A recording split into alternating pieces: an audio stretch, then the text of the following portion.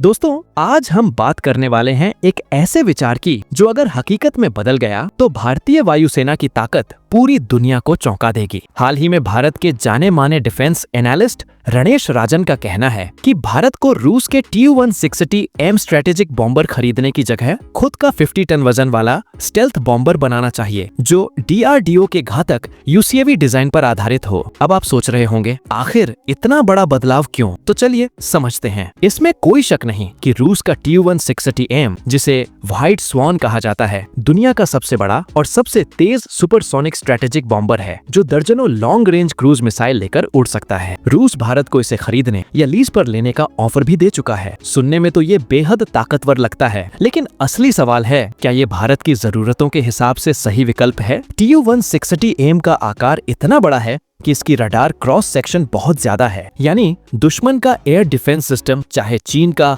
S-400 हो या पाकिस्तान का कोई एडवांस रडार नेटवर्क, इसे कई किलोमीटर दूर से ही पकड़ लेगा। ऐसे हालात में इतना बड़ा बॉम्बर दुश्मन की सीमा में घुसकर मिशन पूरा करना बेहद मुश्किल हो जाएगा। इसके उलट भारत पहले से ही DRDO और AD के जरिए घातक UCAV पर काम कर रहा है। यह 13 टन का स्टेल्थी ड्रोन है जो फ्लाइंग विंग डिजाइन पर बना है। इसमें एडवांस रडार एब्जॉर्बेंट मटेरियल है और इसकी रडार सिग्नेचर बहुत कम है, यानी दुश्मन की रडार स्क्रीन पर यह नजर ही नहीं आएगा। घातक ड्रोन 1.5 टन तक हथियार ले जा सकता है और इसमें ब्रह्मोस NG जैसी मिसाइल भी फिट की जा सकती है। रणेश राजन का विजन है कि इसी घातक डिजाइन को बड़ा करके 50 टन का मैनेड स्टेल्थ बॉम्बर बनाया जाए। इसमें पायलट भी होगा, ज्यादा पेलोड भी और लंबी रेंज भी। डिजाइन वही रहेगा, फ्लाइंग विंग, जो दुनिया के सबसे स्टेल्थी एयरक्राफ्ट्स जैसे अमेरिका का B-2 स्पिरिट और आने वाला B-21 रेडर में भी इस्तेमाल किया गया है। अब सवाल ये उठता है कि ऐसा बॉम्बर भारत को क्या देगा? सबसे पहला फायदा स्टेल्थ और सर्वाइवलिटी। फ्लाइंग विंग डिजाइन और खास कॉम्पोजिट मटेरियल्स इसे दुश्मन की रडार से लगभग गायब कर देंगे। दूसरा फायदा पेलोड और रेंज। इस बॉम्बर को 4 ताकतवर इंजन से उड़ाया जा सकता है जो M का प्रोजेक्ट के लिए तैयार हो रहे इंजनों पर आधारित होंगे। इससे यह ब्रह्मोस NG और अग्नि-1 प्राइम जैसी मिसाइलें या लेजर गाइडेड बम बहुत लंबी दूरी तक ले जा पाएगा।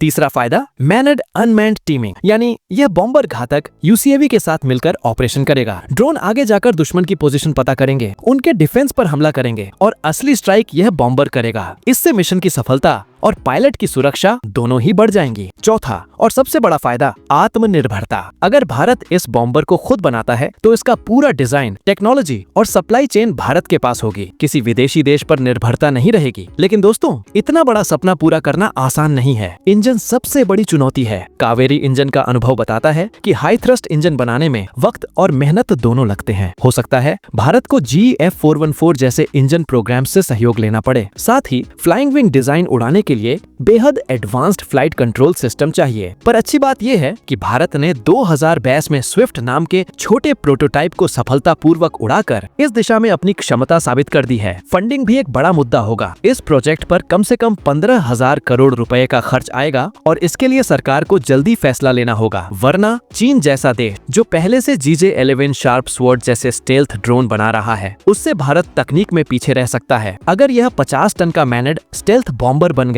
तो भारत की स्ट्रेटेजिक क्षमता पूरी तरह बदल जाएगी। यह दुश्मन के कमांड सेंटर, एयरबेस और मिसाइल साइट पर सीधे वॉर कर सकेगा, वो भी बिना रडार पर नजर आए। यानी भारत के पास ऐसा हथियार होगा जो पाकिस्तान और चीन दोनों को दूर से ही डरा सकेगा। दोस्तों सोचिए, अगर आने वाले दशकों में भारत का अपना स्टेल्थ बॉम्बर आसमान में उड़ान भरता है तो दुनिया का पावर बैलेंस कैसे बदल जाएगा? रूस का Tu-160M चाहे कितना भी ताकतवर हो, लेकिन भारत का अपना स्वदेशी स्टेल्थ बॉम्बर ही हमें असली आत्मनिर्भरता और भविष्य की सुरक्षा देगा।